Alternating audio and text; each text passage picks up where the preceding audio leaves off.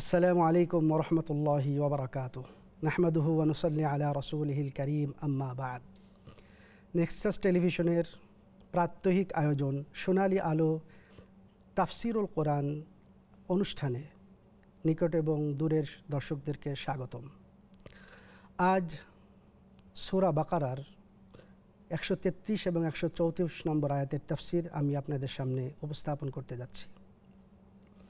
আল্লাহ সুবহানাহু ওয়া তাআলা সূরা বাকারার 133 নম্বর আয়াতে বলছেন, আউযু বিল্লাহি মিনাশ শাইতানির রাজীম, বিসমিল্লাহির রহমানির রহিম। আম কুনতুম শুহাদা ইয হাদারা ইয়াকুবাল মাউত ইয ক্বালা লিবানিহি মা তা'বুদুনা মিন বা'দি قالوا نعبد إلهك وإله آبائك إبراهيم وإسماعيل وإسحاق إلها واحدا ونحن له مسلمون تلك أمة قد خلت لها ما كسبت ولكم ما كسبتم ولا تسألون عما كانوا يعملون সাদাকাল্লাহুল আযীম। প্রিয় দর্শক, এই আয়াতে আল্লাহ সুবহানাহু ওয়া তাআলা বলছেন, তোমরা কি উপস্থিত ছিলে তখন যখন হযরত ইব্রাহিম, হযরত ইয়াকুব আলাইহিস সালাতু ওয়াস সালামের মউত উপস্থিত হয়েছিল? তিনি তার সন্তানদেরকে বলেছিলেন, আমার পরে তোমরা কার ইবাদত করবে, আমার পরে তোমরা কার উপাসনা করবে? তখন তার সন্তানেরা বলেছিল, আমরা ইবাদত করব আপনার ইলাহ, আপনার রবের, আপনার প্রভুর এবং আপনার পূর্বপুরুষের ইলার, আপনার পূর্বপুরুষ ইসমাইল, ইসহাক, ইব্রাহিমের ইলার। তিনি হলেন একক ইলাহ, এক রব, এক প্রভু, এবং আমরা তার জন্যেই সম্পূর্ণরূপে আত্মসমর্পণ করি। তারা ছিল এমন এক জাতি যারা অতীতেই অতিবাহিত হয়ে গেছে, আগেই যারা চলে গেছে, তাদের জন্য তাই যা তারা অর্জন করেছে, এবং তোমাদেরকে জিজ্ঞাসা করা হবে না যা তারা করেছে সে সম্পর্কে। আল্লাহ সুবহানাহু ওয়া তাআলা এই আয়াতে বলছেন যে মানব জাতির এ আয়াত থেকে আমরা বুঝতে পারি যে আল্লাহ সুবহানাহু ওয়া তাআলা হলেন এক এবং অদ্বিতীয়। ইবাদত হবে একমাত্র শুধুমাত্র আল্লাহ সুবহানাহু ওয়া তাআলার জন্যে, অন্য কারো জন্যে নয়। ইবাদত হবে সেই রবের, সেই প্রতিপালকের, যিনি মানব জাতিকে সৃষ্টি করেছেন, সকল কিছুকে সৃষ্টি করেছেন। সুতরাং ইবাদত বন্দিগি শুধুমাত্র তারই জন্য হবে, অন্য কারো জন্যে নয়। এই আয়াত থেকে আমরা বুঝতে পারি কয়েকটি বিষয়। তার মধ্যে একটা বিষয় হলো তাওহীদে খালিস, অর্থাৎ সম্পূর্ণ একত্ববাদ, আল্লাহ এক এবং অদ্বিতীয়, তিনি ছাড়া কোনো ইলাহ নাই।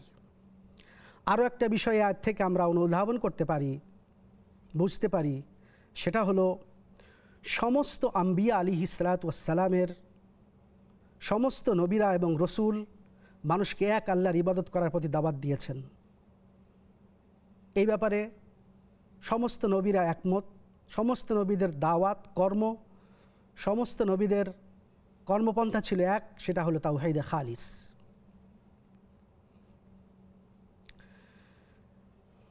এই আয়াত থেকে আরও একটা বিষয় আমরা অনুধাবন করতে পারি, সেটা হলো আম্বিয়া আলাইহিস সালাতু ওয়াস সালামের দাওয়াতের মূলনীতি, আম্বিয়া আলাইহিস সালাতু ওয়াস সালামের কাজের মূলনীতি, তিনটা মৌলিক নীতির উপরে তারা দাওয়াত দিয়েছেন মানব জাতিকে: তাওহীদ, রিসালাত এবং আখেরাত।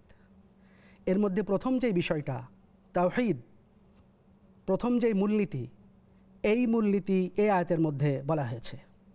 হযরত ইব্রাহিম আলাইহিস সালাতু ওয়াস সালাম, হযরত ইসমাইল আলাইহিস সালাতু ওয়াস সালাম, হযরত ইসহাক আলাইহিস সালাতু ওয়াস সালাম সহ আরও সমস্ত নবীদের দাওয়াতের মূল কর্মনীতি ছিল তিনটা। তার মধ্যে একটা হলো তাওহীদে খালিস, অর্থাৎ আল্লাহর একত্ববাদের দাওয়াত। এই বিষয়টা আমরা এখান থেকে অনুধাবন করতে পারি।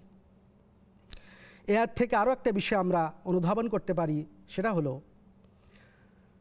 আম্বিয়া আলাইহিসসালাম নবীরা যেই ধর্মের প্রতি দাওয়াত দিয়েছেন তার নাম ছিল ইসলাম।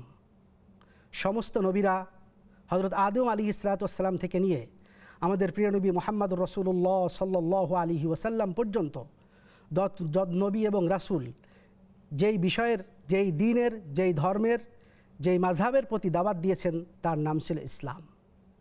এবং এই ইসলামই হলো আল্লাহ সুবহানাহু ওয়া তাআলার পক্ষ থেকে মনোনীত মানব জাতির ইহকালীন এবং পরকালীন মুক্তির জন্য একমাত্র মনোনীত দ্বীন হলো ইসলাম। আল্লাহ সুবহানাহু ওয়া তাআলা কোরআনে কারিমের অন্য জায়গায় বলেছেন ইন্নাদ-দীনা ইনদাল্লাহিল ইসলাম। ইসলামই হলো আল্লাহ সুবহানাহু ওয়া তাআলার মনোনীত ধর্ম। মানুষ যদি ইহকালীন মুক্তি এবং পরকালীন নাজাত পেতে চায় তাহলে ইসলাম ছাড়া আর কোনো পথ নেই।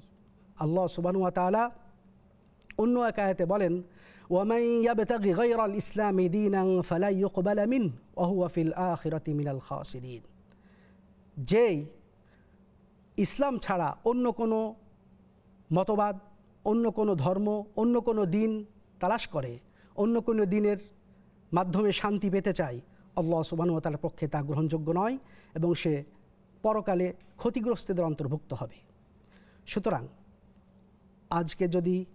আজকের মানব জাতি পৃথিবীতে যদি শান্তি নিরাপত্তা লাভ করতে চায়, পৃথিবীতে সমাজকে যদি উন্নতি এবং অগ্রগতির পথে নিয়ে যেতে চায়, তাহলে ব্যক্তিজীবন, পারিবারিক জীবন এবং সর্বক্ষেত্রে ইসলামের অনুসরণ এবং অনুকরণ করা ছাড়া আর কোনো গতি নেই, আর কোনো পথ নেই।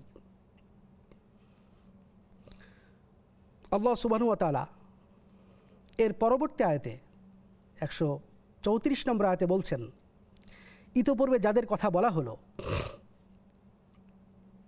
এরা ছিল পূর্ববর্তী জাতি, এরা দুনিয়া থেকে চলে গেছে, পৃথিবীর বুক থেকে তারা চলে গেছে।